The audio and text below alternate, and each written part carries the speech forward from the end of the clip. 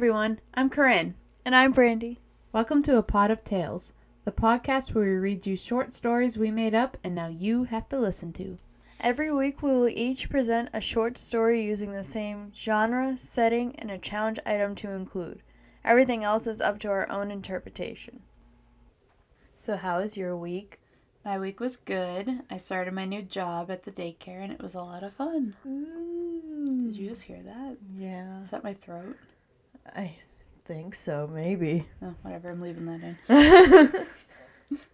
So how was your week? It was good. We went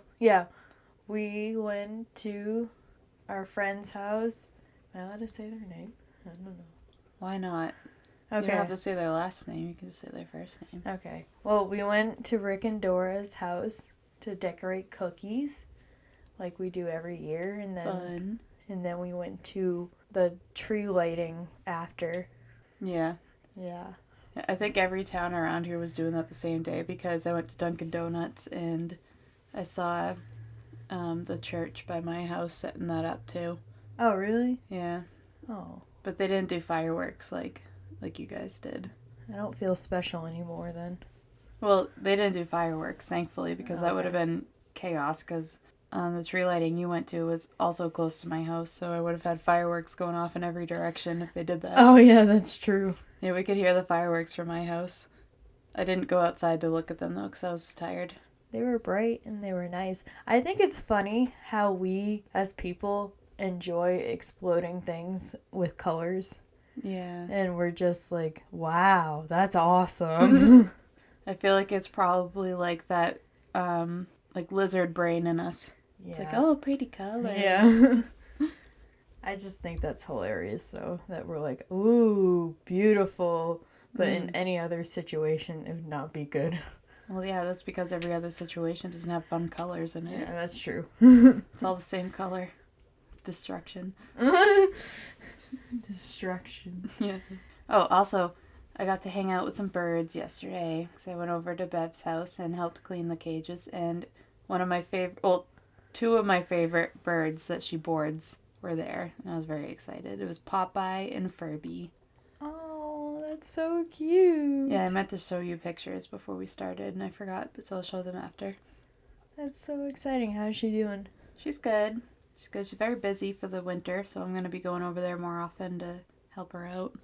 Oh, that's fun. Tell her I say hi. I will. I I did tell her about this podcast, so hopefully she'll listen. Bev, hi. Hi. That's We the miss test. you. That's a test to see if she's listening.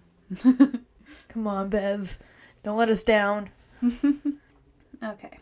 So, our first listener story ever, last listener episode of the year, is going to be on December 25th, aka Christmas Day. Christmas. Christmas. Christmas.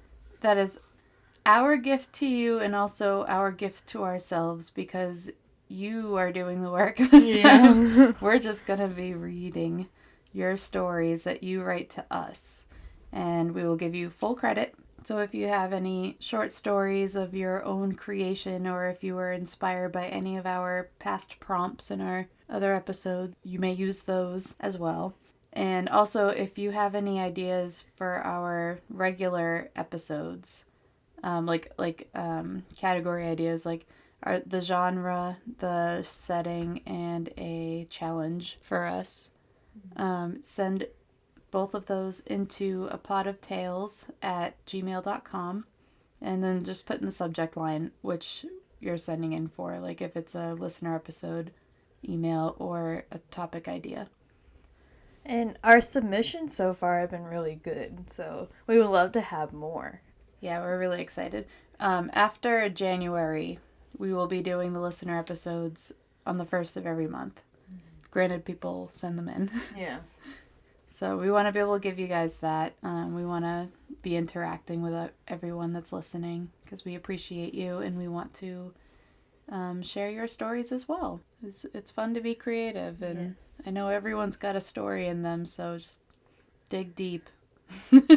Or not so deep, it doesn't really matter what you... Follow your heart. Yeah, follow your heart. Send us stories, please. We like to read them. Yeah. Let's see. Christmas. You didn't talk about Christmas. Oh, yeah.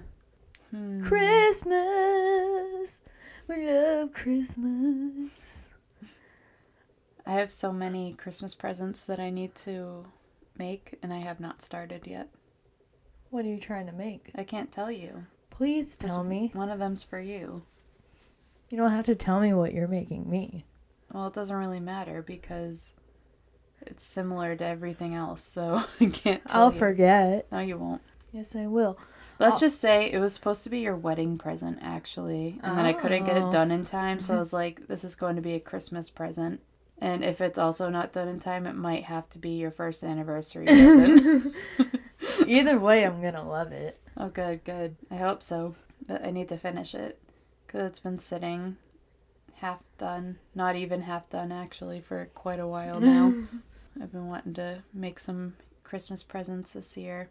And I do this every year. Like, I always have, like, this list. And I'm like, I'm going to start this early. And then I don't. And then suddenly Christmas is coming up really quickly. And then I start scrambling and trying to force myself to do them. And then I get frustrated. And then I don't finish them. It's because you give yourself too much time. Too much time or not enough time? Too much time. If you give yourself a whole list of people and you're like, oh, I have a half a year to do this. Oh, I don't even give myself that much time. Oh.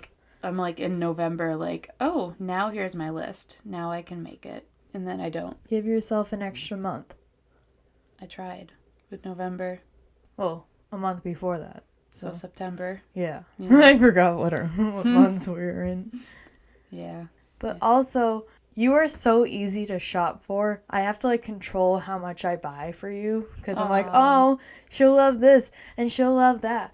And then I run out of money for everyone else. See, I have, like, the problem, like, I appreciate that. But, like, I have that in mind. And I'm like, I know I'm easy to shop for. And I know people, like, get things for me. And I'm like, I don't have much for anyone else. And then I start feeling guilty about it. So then, like, then I'm like, oh no, I gotta make something, make it meaningful. And Christmas shouldn't be this stressful, but it is. It really shouldn't. It's become stressful. And it really shouldn't be. Like, we should all just be getting, like, one gift each, maybe. And like, that's how it should be. Like, we don't need to spoil each other with a whole bunch of presents. I'm not complaining that people do it to me, but it makes me feel like I need to return the favor, and I can't. I get that. Yeah. I get that. Yes, I love giving gifts, and I love receiving gifts. I can't say that I'm not that person, but it is a lot of fun, and I want it to stay fun. So no one stress over me, please, because odds are I don't have much for you. Well, I gave myself a limit for people. Like, I'm going to buy them, like, 1 to 2 each.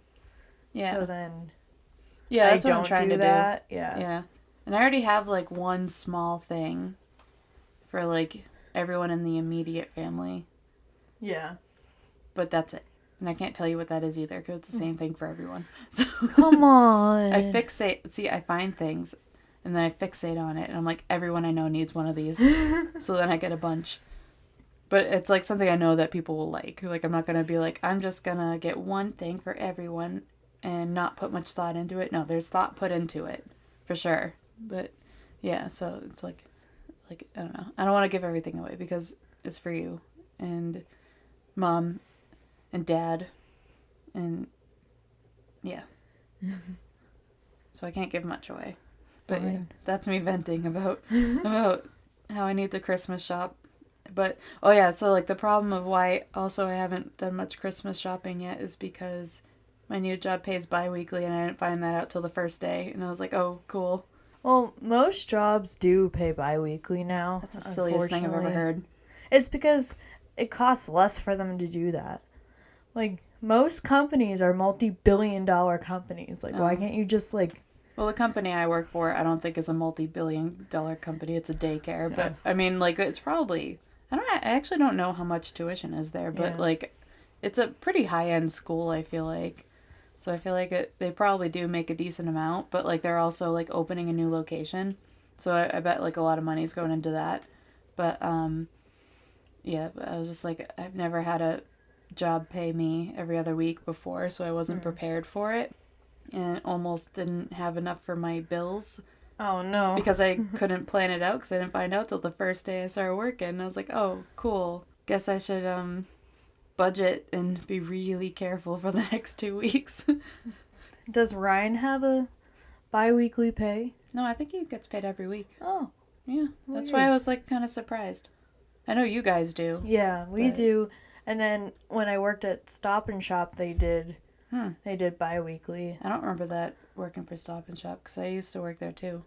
Oh, for the Peapod, right? Yeah, but it was a different Peapod though. It was a different location. Yeah. So maybe it was different for each one.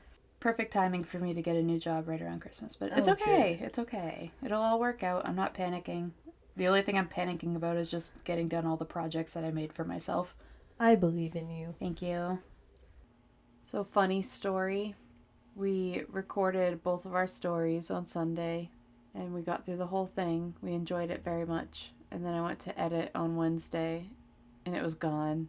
Yeah. I don't know if I forgot to save it or if it just didn't save, but I'm not sure. So we're re-recording our stories. Luckily, I kind of forgot most of your story anyway, so... Yeah. And we come to you on a Friday night. Yeah, the day it's due. Yeah. Yeah, the day we were supposed to release it, but we just didn't have time to reschedule a recording for many, many reasons. But anyways... This reminds me of, like, writing a paper the day of when it's due. Yeah, and you're like, can I have an extension? Yeah. Except it's our own rules and we can do whatever we want because it's our own podcast. And it still feels bad. Do I get an A still, please? Maybe an A-. Okay, thank you. B+. My GPA! Okay, well, Brandi is supposed to go first, so... Without further ado, would you like to read us your story? I would. We'll probably still have some genuine reactions because I don't remember much of it. I usually remember when I'm editing them, and that's when it gets ingrained into my brain because I listen to it like 50 times before I post it. But since I listened to it once, I don't remember half of it. Well, that's good because I don't remember either. Good. Okay, without further ado, Brandi, go ahead, read your story, our children's story. Oh wait, did we even introduce that before? That we're doing. I'll do it. Yeah. Well, we're doing children's stories in outer space, and our special challenge was to include a mask. And welcome to episode 8 again. Well, for us it's again. For you, it's the first time. We're doing great. Yeah, go ahead. Okay. Bell rings. Good morning, kids. Welcome to Miss Johnson's room. It's the first day of kindergarten. Let's go find our assigned seats. The kids excitedly leapt to their seats, wondering what she's going to say next. Alrighty, kiddos, let's take attendance. Alice, here. Brian, here. Chelsea, here. And the list went on. After the attendance was taken, she gathered the children on the rug for story time. The room was filled with so many different colors. There was a whole corner dedicated to space and science. There were adorable cut-out shimmering stars, and there was a constellation board. Next to that, she had a diagram of the planets. There is a corner of the classroom that is called the quiet area, with books and beanbag chairs. Then there was a corner called the play area. There are various toys from wooden blocks and toy cars to dolls and action figures. At the daycare I work at, they actually have a quiet cube. That's amazing. Yeah, only one kid's allowed in it at a time, and they can pick whenever they just, like, need a break to go in it. Can I get that at work? I know. I kind of wish I could go in it sometimes. And it's cute because they fill it with, like, stuffed animals and, like, just cozy things. And if the kid is feeling overwhelmed and needs a break, they can just go into the cozy cube. That's just a dream. Miss Johnson's classroom was a dream to be in. It also always smells like cupcakes and popcorn. Not only was she the kindest teacher, but she was the funniest person ever. Hi, my name is Emily. I am 5 years old. Miss Johnson is the coolest person in the world. Miss Johnson has pretty brown curly hair and green eyes. She's super duper tall. She's taller than my grandmother. Aren't grandmas usually pretty short? Yeah, that's why it's funny. Oh no, where am I? Taller than my grandmother. Oh yeah. And she has cool shoes. They are red. Did you add that part? Because I don't remember it. Yeah. Oh, that's cute. She also has the best snacks and story times. My favorite spot to sit in on the rug is the purple square next to Jesse. He is my bestest friend in the whole wide world. We even had a wedding on the playground last week after he proposed to me with a ring pop. He was so romantic. Oh yeah, that reminded me, because I said this last time we recorded, but I'll remind you again. The old daycare I worked at, I was with the kindergartners one time, and they were all telling me which one of them was their boyfriend and girlfriend. Mm-hmm. And there was one girl that had like 3 boyfriends, and then there was one boy, Jonathan. I can say his name because this was like 10 years ago, and I don't remember his last name anyways. He did not have anyone to be his girlfriend. He was so sad. Poor Jonathan. I know, I told him, your person's out there, Jonathan. It's okay. He had his head down on the table. He's just crying. I hope he has the best person in the world for him right now. I know, he must be a teenager by now. I hope he has a nice girlfriend. I hope so too. He was so romantic, but we broke up a few days later because he has cooties and that's gross. Nasty. Yeah. Alrighty, kiddos, are you ready for today's story time? Miss Johnson excitedly exclaimed as she hops and skips around getting us super duper excited. She gets us to calm down long enough to tell us what the story will be about. She says, today's story will be about a cat and a puppy's space adventure. We all lose our minds and start running around. And then she says, 1, 2, 3, eyes on me. I won't start until everyone is seated. We plop down where we are. Alrighty. Now let's get into our own imaginations and picture a rocket ship. And the puppy and kitty are in their spacesuits. Now can anyone tell me why they need it? They get cold, Brian says. It's fashionable, Katie says. Miss Johnson chuckles and says, all good answers, but not quite. The spacesuits keep them from freezing and allows them to come out of their rocket ship without getting hurt. And move about the moon. And guess what else they can do? Help you breathe. Yes. Good answer. Thank you. What is it? Tell us. Everyone erupts in curiosity. They can float in space. They can jump really high and they can glide through the air. But also remember that an object in motion will stay in motion unless there's an opposing force. So if there's nothing stopping their stride in air, then they will keep on moving. So they are very careful not to go too far near the edge of anything.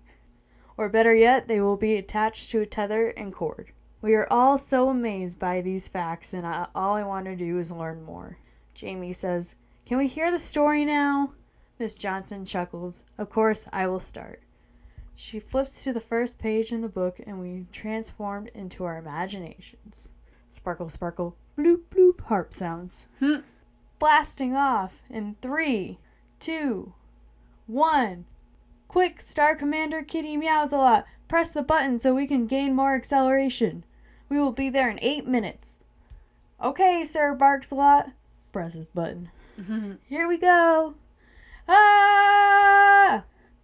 They break through the atmosphere and they see the bright light of the moon in the distance and the beautiful Milky Way across the sky. They work their way towards the moon, dodging meteors on the way.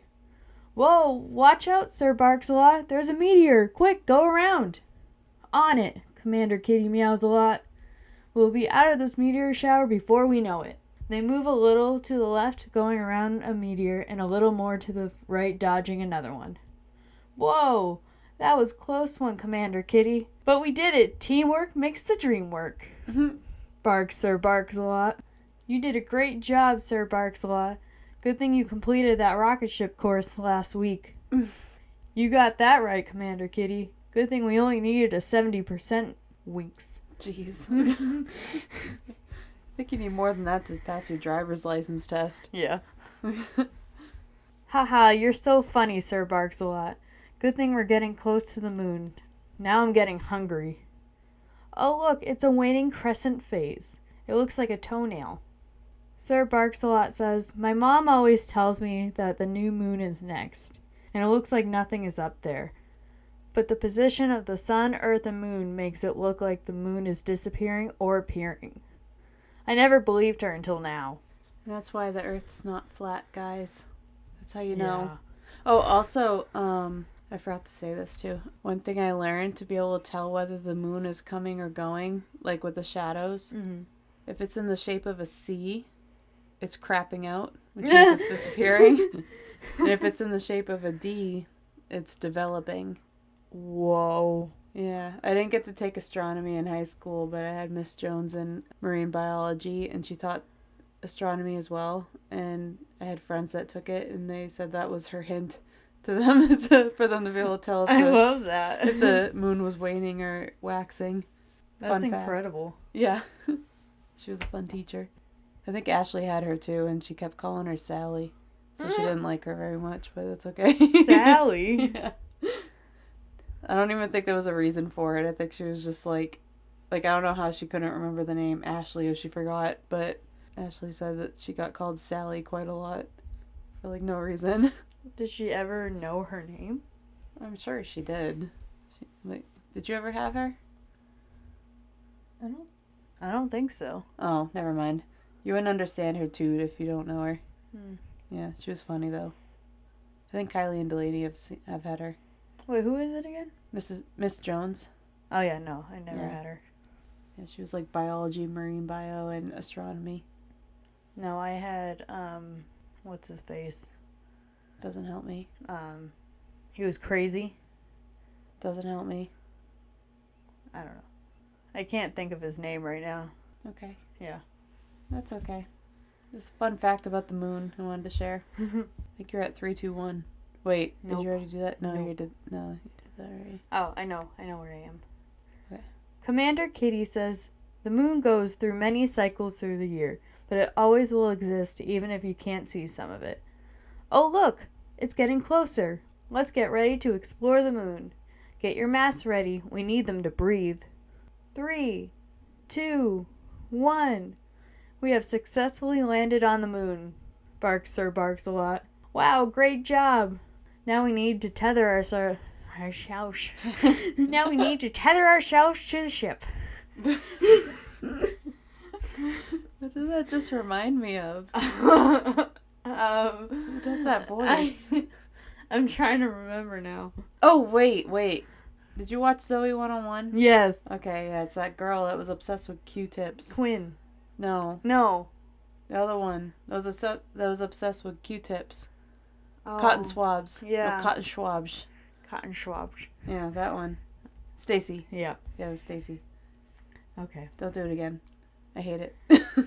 Cotton swabs. Cotton swab. Okay, stop. I hate it. Okay. Wow, great. Now we need to tether ourselves to the ship so we don't get lost, meows Commander Kitty. Do I need a sweater? Asks Sir Barks-a-Lot. Haha, no, you already have a built-in sweater, Wait. silly. I thought the cat was Sir Meows-a-Lot. You have Sir Meows-a-Lot and Commander Kitty. Does he have 2 names? No. No, I said, do I need a sweater? Asked Sir Barks-a-Lot. Yeah. Haha. I'm pretty sure earlier you said Sir Meows-a-Lot as well, instead of Commander Kitty. Yeah, it's just Okay. a variation. The full of it. name. Yeah. The full name is Sir Meows-a-Lot, and Yeah. the nickname is Commander Kitty. Yeah. Sorry, I just noticed that. No, it's cute. It's cute. I like it. You can continue. Don't worry about it. It's adorable. We just have his full name now. That's all. Yeah. Sorry.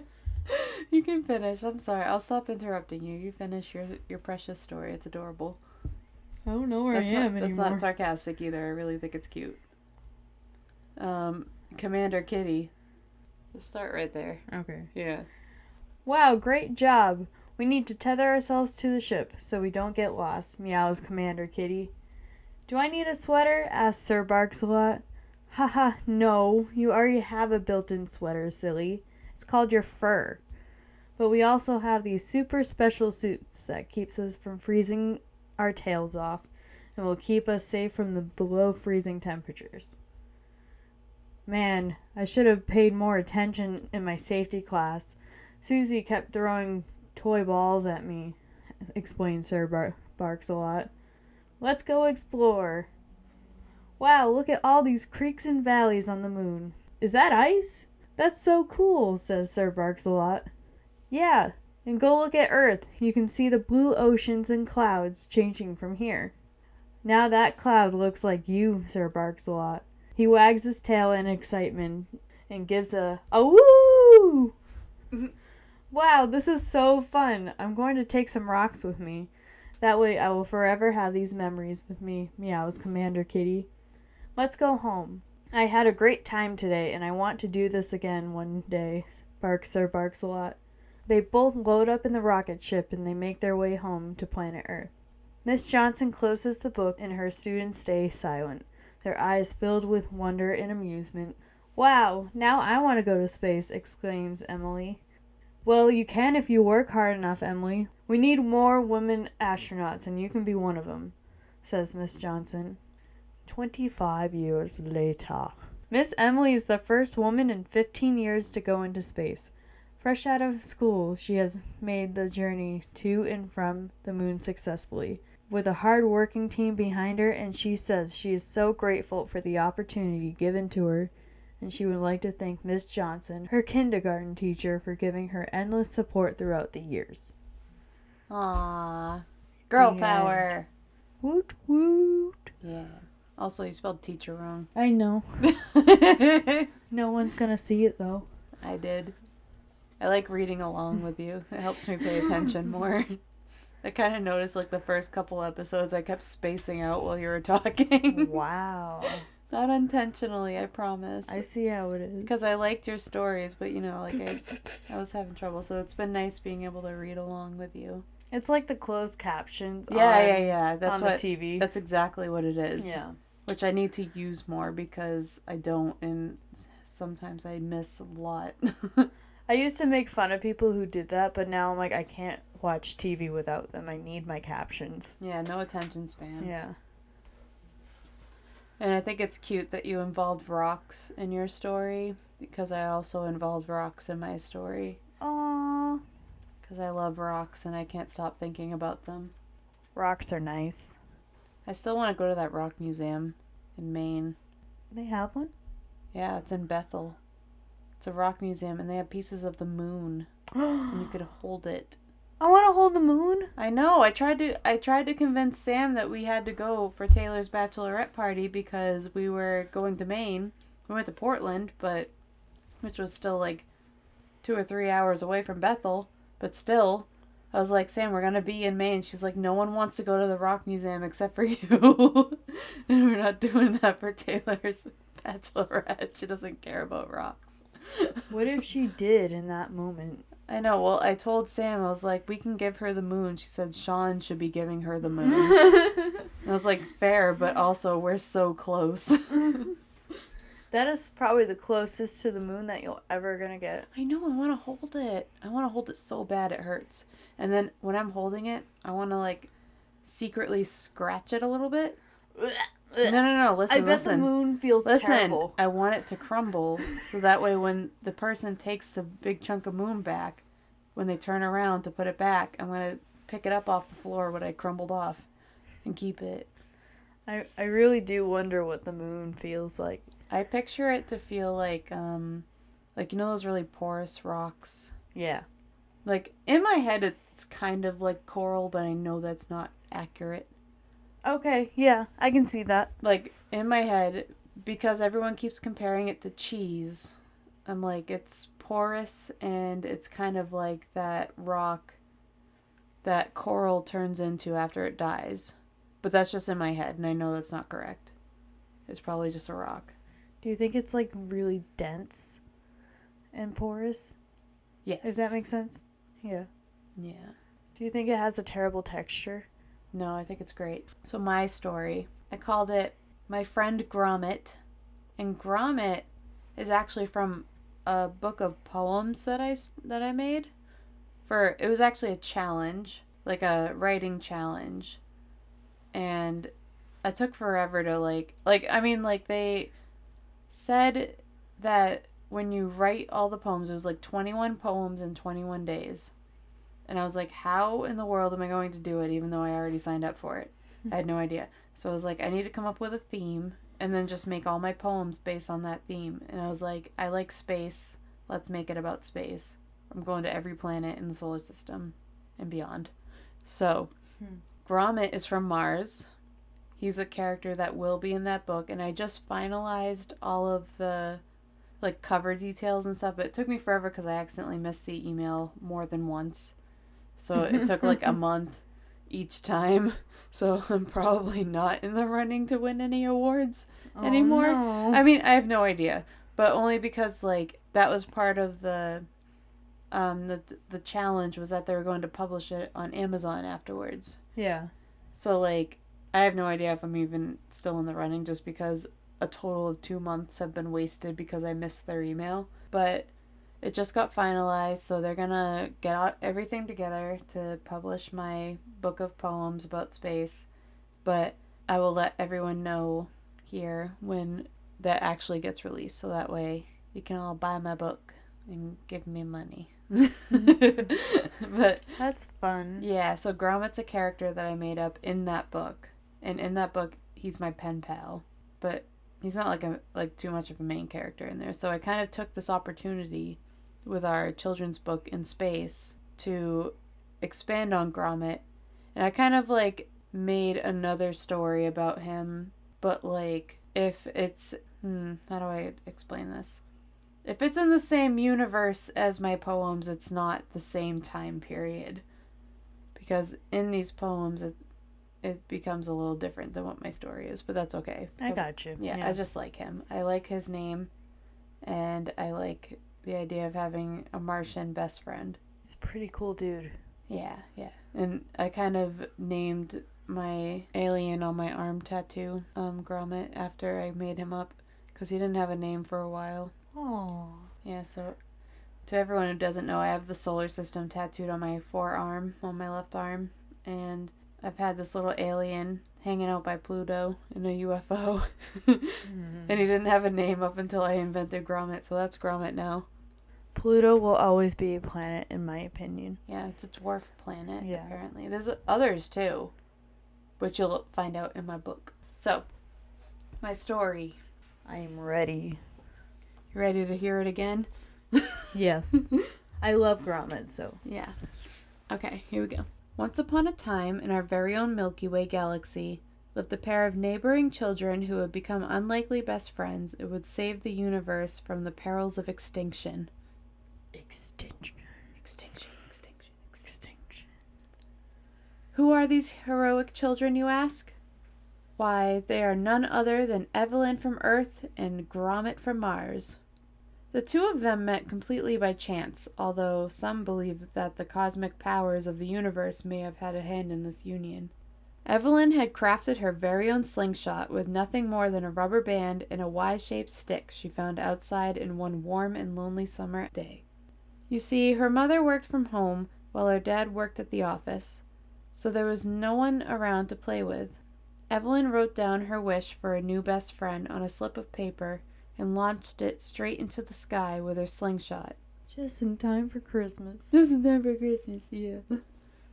Christmas, except this takes place in summer. Well, later on. She became perplexed when the crumpled up note didn't immediately come back down to her and tried to squint and see if she could find it.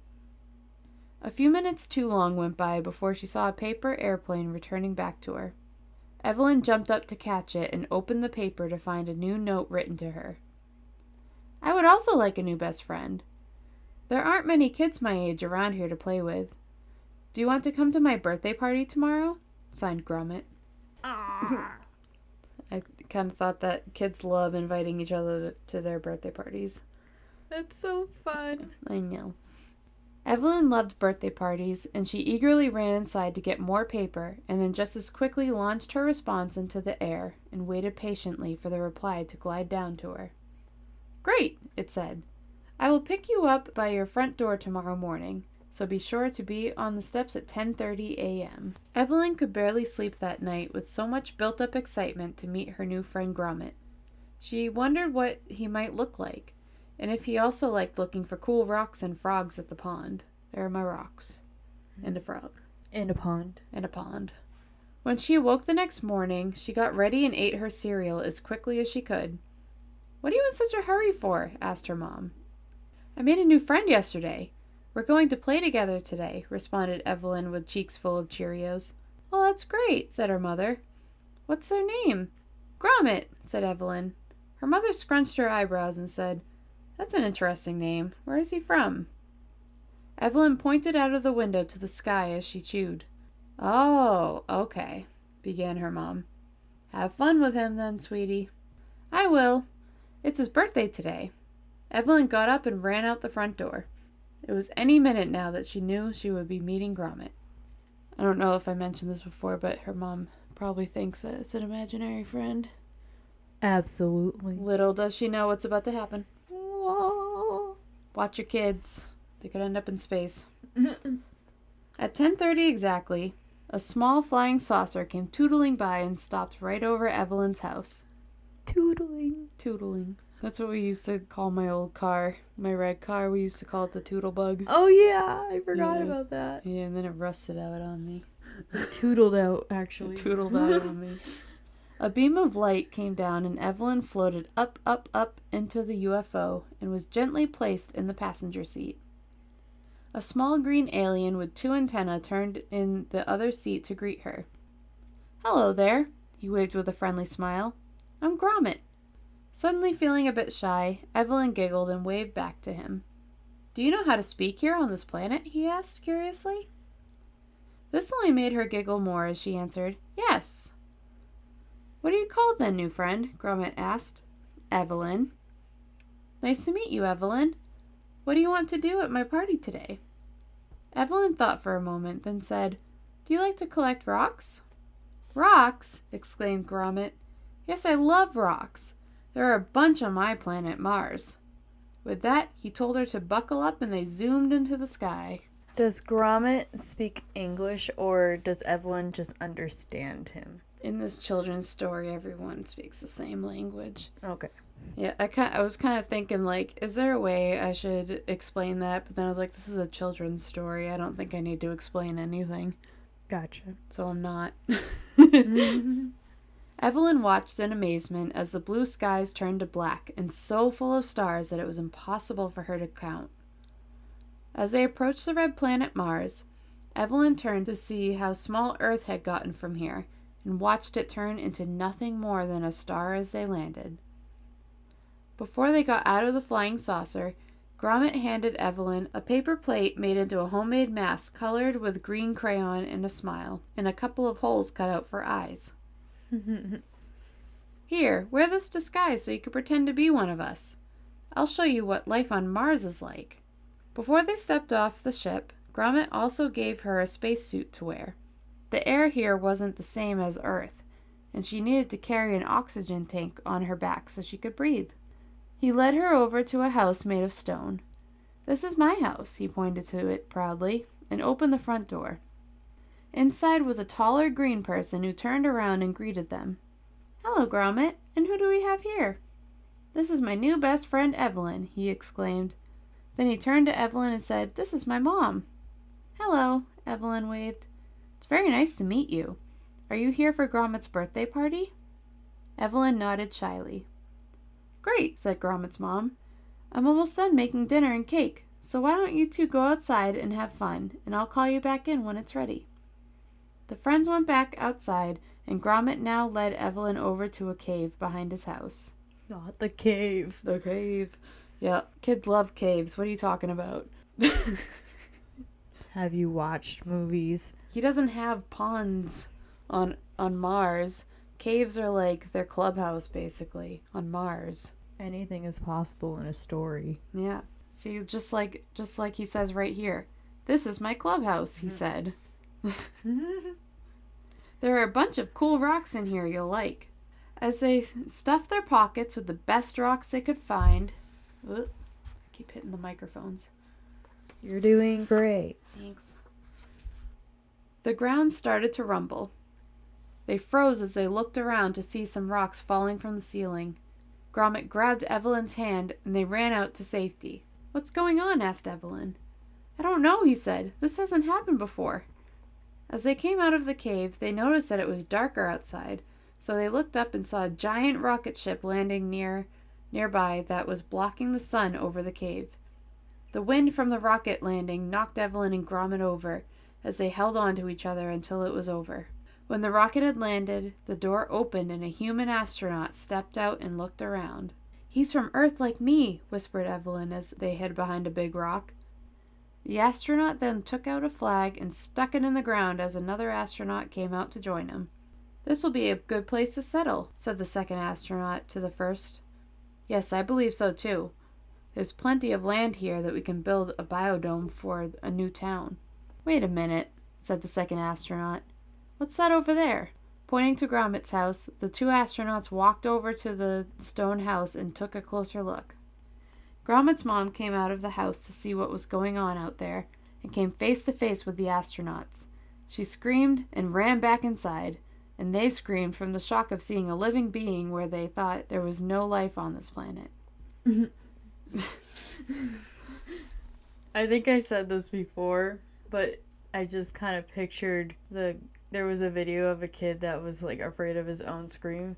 So he was like, "Ah!" And then he was like, "Ah!" And then he was like, "Ah!" And then he was like, "Ah!" And it just got louder and louder. Oh yeah, you showed me that afterwards. It was so funny. Every time you read that part, I just think of that.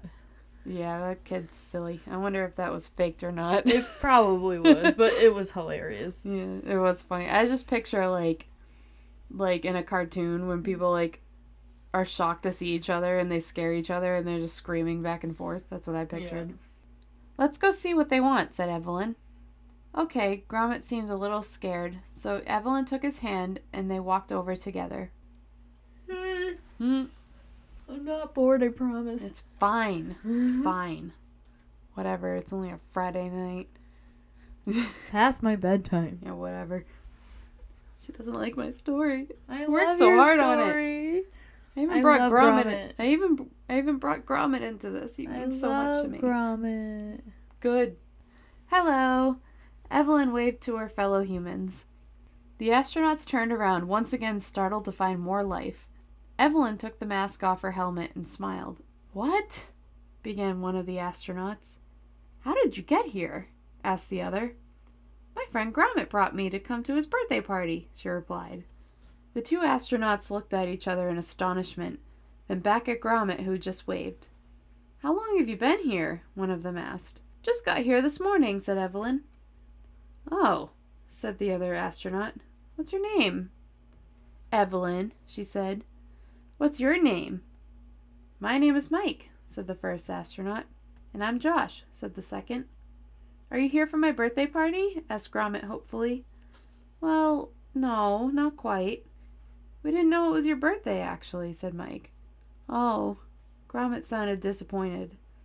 "Hang on 1 minute, though." Josh went into the rocket and came back out with a silver packet and handed it to Gromit.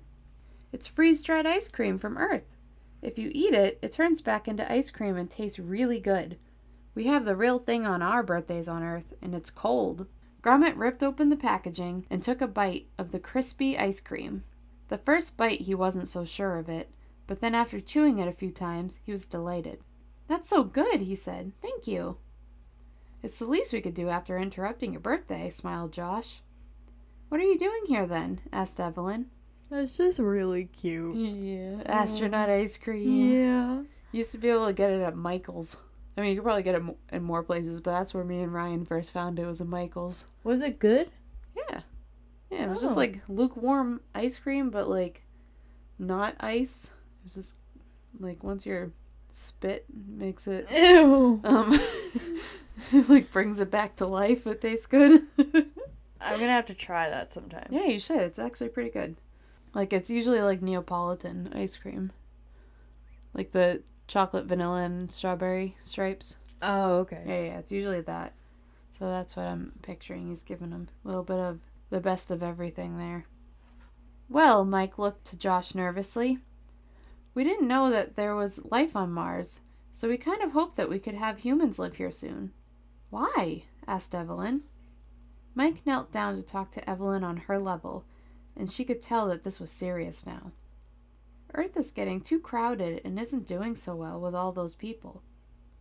Nature is getting really sick, and pretty soon it won't be safe to live there. So we were hoping that if we started moving some people over here, it wouldn't be as crowded and the planet could heal again.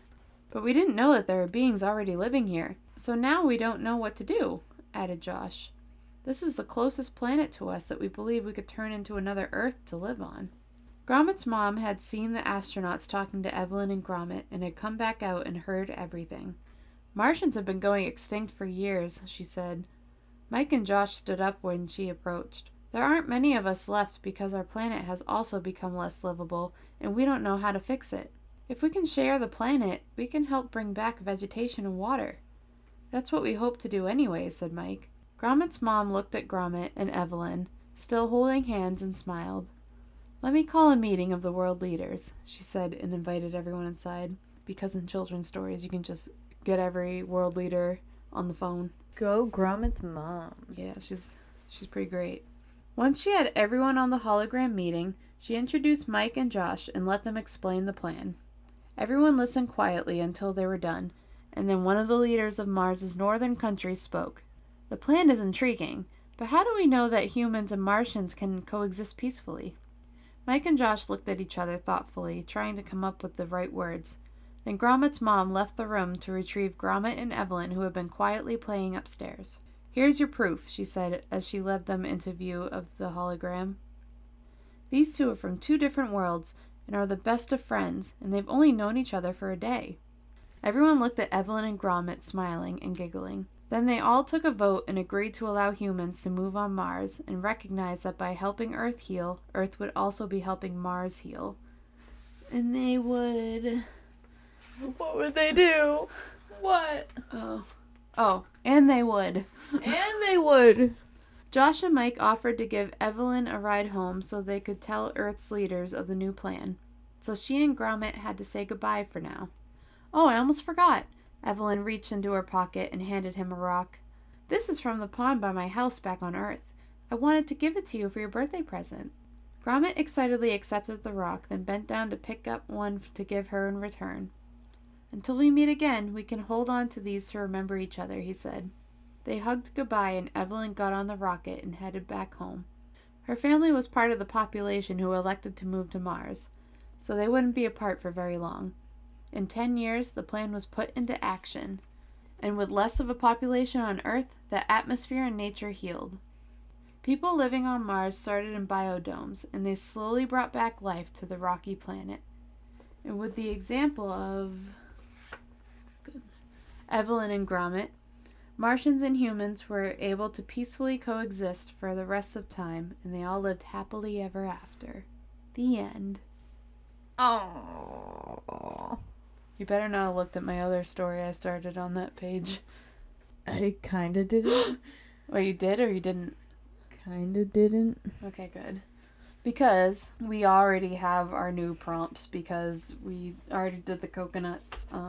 But if you want, we can shake them still to have the... Yeah, we'll shake it. Ready? Yeah. So for next week, our genre is...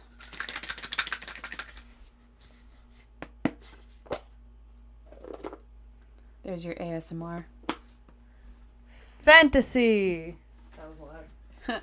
And the fantasy will be... we'll have a setting of... Coffee shop! And then our challenge will be...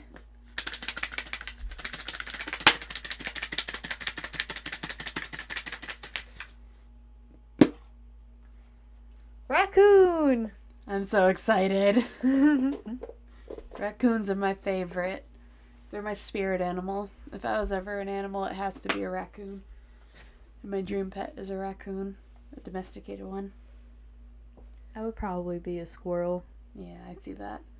So next week, our stories will be a fantasy in a coffee shop. And we have to involve a raccoon somehow, some way. And I'm so excited. Me too. Yeah. So thank you for listening. Sorry we had to have a delayed episode.